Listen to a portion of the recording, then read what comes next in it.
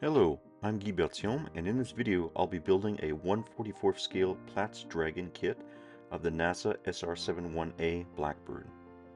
As with all my builds, I like to track how long it takes to complete using my trusty chronometer and a simple sheet of paper where I indicate the project name, start date, and each modeling session minutes.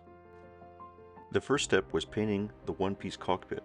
I began by applying Tamiya XF53 neutral gray, followed by Tamiya XF49 khaki for the seats. Next, I painted the rudder pedals and flight controls with Tamiya XF1 flat black. Finally, I used Tamiya XF7 flat red for the headrest and ejection seat handle. Once the paint was dry, I glued the cockpit to the lower half of the fuselage. Next, I test fitted the top half of the fuselage to check the fit. Here I cut out the wheel well interior and glued it in place. In hindsight, I should have painted them beforehand. As with all my builds, I wrote my name and the date inside. To ensure that every visible area was covered, I applied a quick coat of Tamiya XF53 neutral gray to the cockpit interior walls and floor. I then glued the upper and lower halves of the airframe together, using plenty of clamps to hold them in place. And with that, step 1 is complete. For step 2, I decided to start with the canopy. I used Tamiya masking tape and a brand new X-Acto blade to cut out each of the 4 windows. I used a toothpick to trace along the edges, making the cutting process easier. The rear window mask is now done. The front canopy was much trickier, especially the triangular windows at the front, but I managed to do a decent job.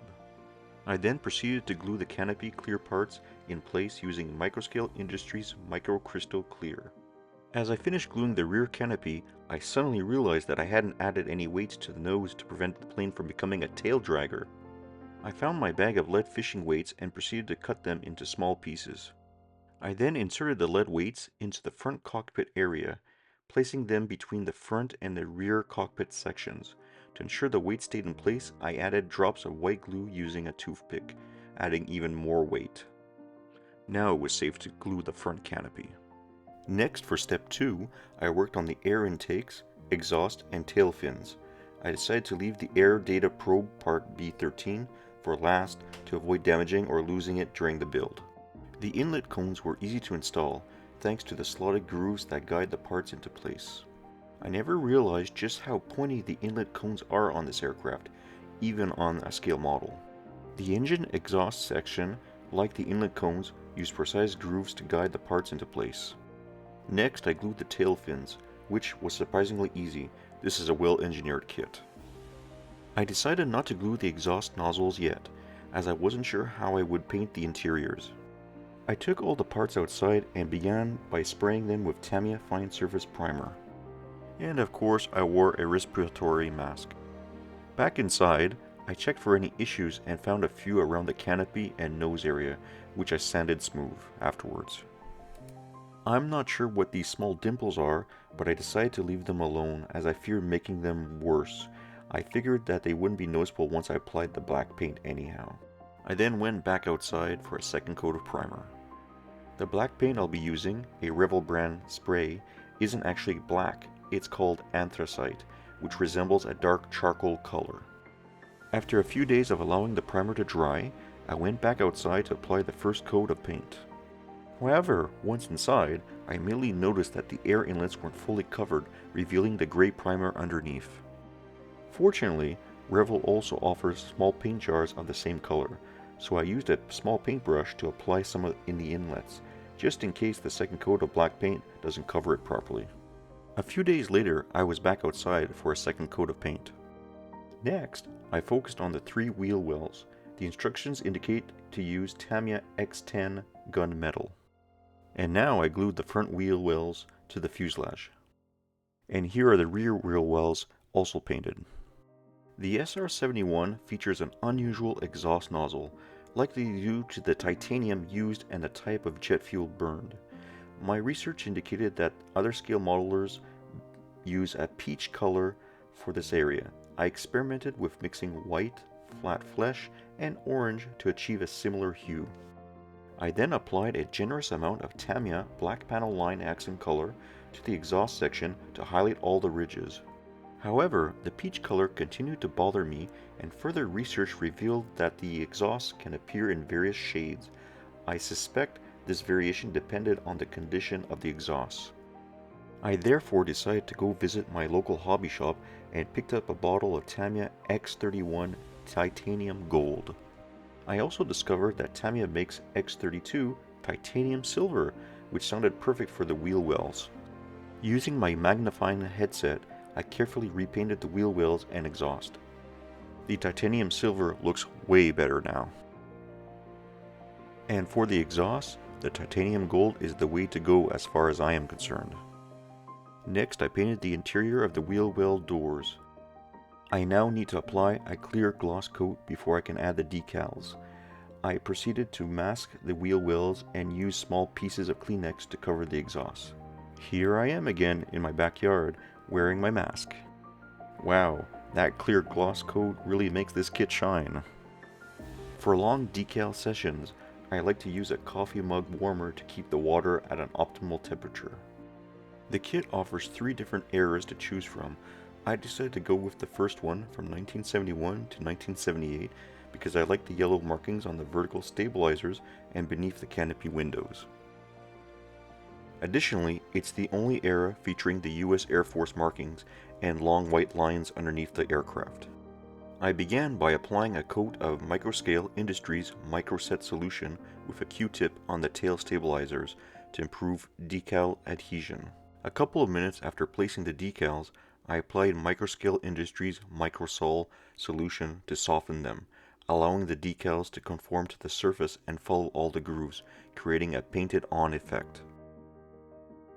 Next, I applied the US Air Force decals to the upper fuselage. I then applied the red safety placards, which was a bit tricky since they were long, thin strip decals.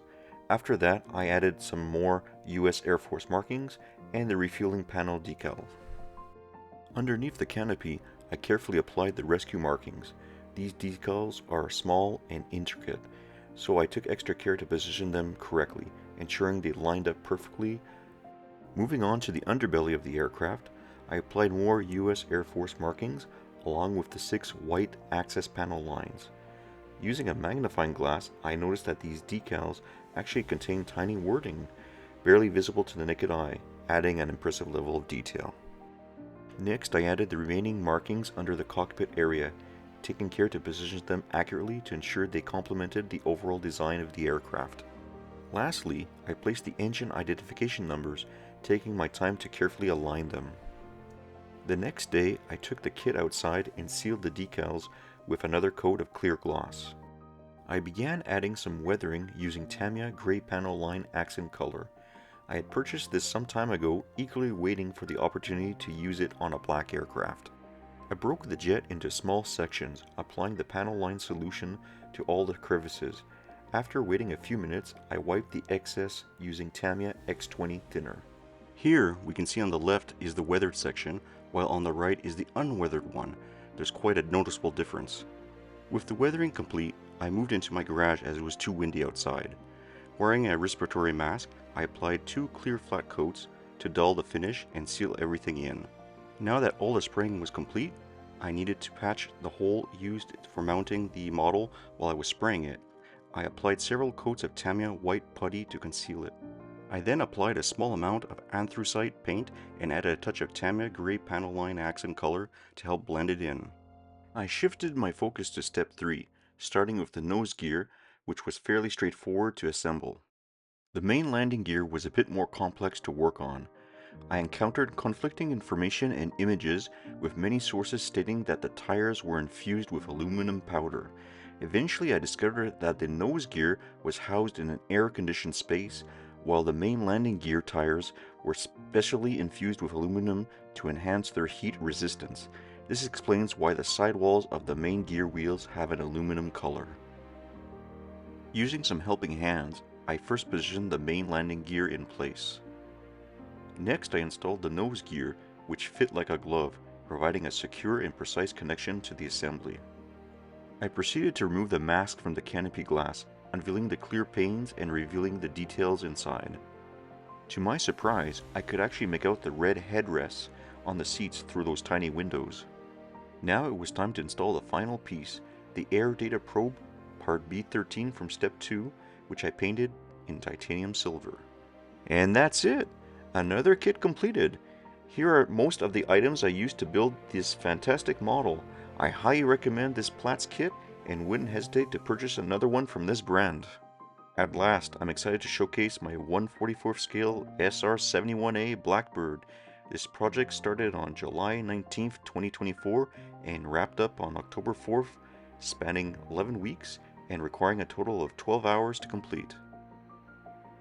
Here are a few snapshots that highlight different angles and details of the model, capturing the hard work and effort that went into its creation.